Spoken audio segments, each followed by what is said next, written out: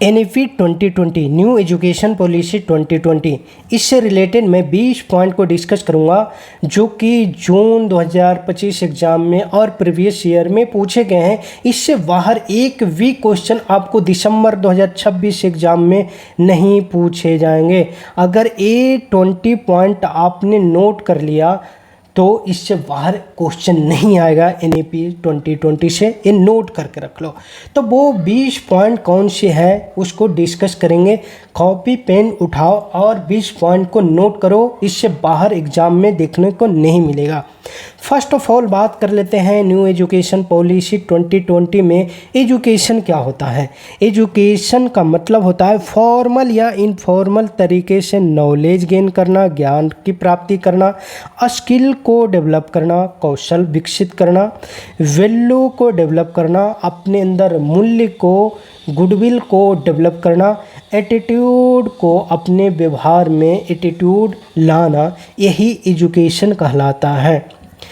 NEP 2020 से पहले दो और education policy government of India के द्वारा चलाया जा रहा था। फर्स्ट एजुकेशन पॉलिसी 1968 में इंट्रोड्यूस किया गया था। इसमें कमेटी कौन सी था, ध्यान में रखना है, कोठारी कमेटी के द्वारा, कोठारी कमेटी, और इसमें 6% GDP के खर्च करने की बात किया गया था। तो आपसे क्वेश्चन पूछा जाएगा कि 1968 में GDP का कितना परसेंट एजुकेशन में खर्च करने की बात की गई थी। तो 6% GDP का 6% एजुकेशन पर खर्च करने की बात की गई थी। सेकेंड एजुकेशन पॉलिसी 1986 में आया और इस 1986 वाले एजुकेशन पॉलिसी को 2020 में रिप्लेस कर दिया। तो थर्ड एजुकेशन पॉलिसी 2020 का है, जो कि एजुकेशन पॉलिसी 1986 को रिप्लेस करके आया। इस 2020 न्यू एजुकेशन पॉलिसी को ड्राफ्ट करने वाले जो कमेटी है उस कमेटी का नाम है के कस्तूरी रंगन कमेटी। ध्यान में रखना है, 1986 में कोठारी कमेटी और 2020 में के कस्तूरी रंगन कमेटी। सेकेंड पॉइंट ध्यान में रखना है कि ओल्ड सिस्टम में 10+2 का कॉन्सेप्ट चल रहा था, 10+2 एजुकेशन सिस्टम चलाया जा रहा था। इस ओल्ड कॉन्सेप्ट को रिप्लेस कर दिया गया है न्यू एजुकेशन पॉलिसी 2020 में 5+3+3+4। इसको इस तरीके से आप याद कर सकते हैं, 5334, 5334। 5 का मतलब है फाउंडेशनल स्टेज एंड 3 का मतलब है प्रीडेटरी स्टेज एंड अगेन 3 का मतलब है मिडल स्टेज एंड 4 का मतलब है सेकेंडरी स्टेज। और यहाँ पर एज लिखा हुआ है तो एज आप देख लेना। Next point, new education policy में भारत को 2040 तक नॉलेज सुपर पावर बनाने का लक्ष्य रखा गया है, विजन रखा गया है कि 2040 तक भारत को नॉलेज का सुपर पावर बना देना है। एंड नेक्स्ट पॉइंट, 2030 तक स्कूल एजुकेशन का gross enrolment ratio GER ratio को 100% करने का लक्ष्य रखा गया।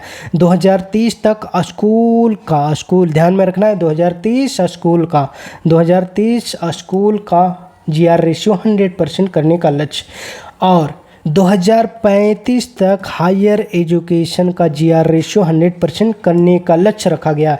स्कूल छोटा है तो 2030 तक कंप्लीट करने का 100% GR रेशियो 2030 तक कंप्लीट करेंगे, और हायर एजुकेशन बड़ा है तो 2035 तक। इस तरीके से आप ध्यान में रख सकते हो। यहाँ से क्वेश्चन पूछा गया था कि 2030 तक क्या हायर एजुकेशन को GR रेशियो 100% करने का लक्ष्य रखा गया? नहीं, 2035 तक ध्यान में रखना है। नेक्स्ट पॉइंट ध्यान में रखना है कि 2025 तक कम से कम 50% स्टूडेंट को वोकेशनल एजुकेशन का एक्सपोजर देने का लक्ष्य रखा गया था, जो कि बीत चुका है। तो आपने तीन ईयर को अभी तक देखा, 2030 school, 2035 higher education, 2025 vocation and again 2023 तक टीचर एजुकेशन इंस्टीट्यूशन को मल्टी डिसिप्लिनरी इंस्टीट्यूशन में बदलने का लक्ष्य रखा गया। एंड 2030 तक हर एक डिस्ट्रिक्ट में या उसके आसपास में कम से कम एक large multidisciplinary higher education institution को इस्टेब्लिशमेंट करने का लक्ष्य रखा गया। तो 2030 से रिलेटेड 3 पॉइंट को ध्यान में रखना है, एक स्कूल का, दूसरा ए डिस्ट्रिक्ट वाला पॉइंट, और तीसरा एजुकेशन इंस्टीट्यूशन जो कि मल्टी डिसिप्लिनरी इंस्टीट्यूशन की बात करता है। 2025 किसका था? वोकेशन का, और 2035 हायर एजुकेशन का। तो ये ईयर ध्यान में रखना है। 2040 ये तो लक्ष्य रखा गया है कि NAP 2020 के सभी लक्ष्य को पूर्ण कर लेना है, कंप्लीट कर लेना है। तो ईयर में इतना ईयर आपको ध्यान में रखना है। अब आगे बढ़ते हैं न्यू एजुकेशन पॉलिसी में और क्या क्या पॉइंट ध्यान में रखना है। देखो कुछ पॉइंट ध्यान में रखना है कि MPhil को डिसकंटिन्यू कर दिया गया है न्यू एजुकेशन पॉलिसी में, और अफिलेटेड कॉलेज को भी धीरे धीरे न्यू एजुकेशन पॉलिसी में ख़त्म कर दिया जाएगा। तो ये 2 निगेटिव पॉइंट ध्यान में रखना है कि MPhil को डिसकंटिन्यू किया जा रहा है और अफिलेटेड कॉलेज को भी धीरे धीरे ख़त्म किया जा रहा है। देन ऑटोनोमस कॉलेज को विकसित किया जा रहा है, डेवलप किया जा रहा है। ऑटोनोमस कॉलेज को विकसित डेवलप किया जा रहा है न्यू एजुकेशन पॉलिसी 2020 में।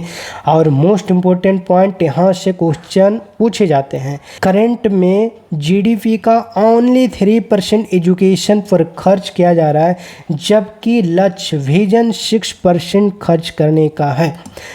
वर्तमान में सिर्फ 3% GDP का एजुकेशन पर खर्च किया जा रहा है, जबकि विजन लक्ष्य है 6% एजुकेशन पर खर्च करने का, जो कि अभी तक नहीं हो रहा है। और यही 6% कब से चला रहा है, किस में रिकमेंड किया गया था? 1968 में फर्स्ट एजुकेशन पॉलिसी में यही 6% GDP का एजुकेशन पर खर्च करने की बात किया गया था। नेक्स्ट पॉइंट ध्यान में रखना है कि बोला गया है न्यू एजुकेशन पॉलिसी में कि क्लास 5 तक मातृभाषा में पढ़ाओ, और हो सके तो क्लास 8 तक ले जाओ। क्लास 8 तक मातृभाषा में मदर टंग लैंग्वेज में शिक्षा दो बच्चों को। तो कुछ इस तरीके से आप याद रख सकते हो कि क्लास 8 तक बच्चों को शिक्षा मातृभाषा मदर टंग लैंग्वेज में देने की बात करता है न्यू एजुकेशन पॉलिसी।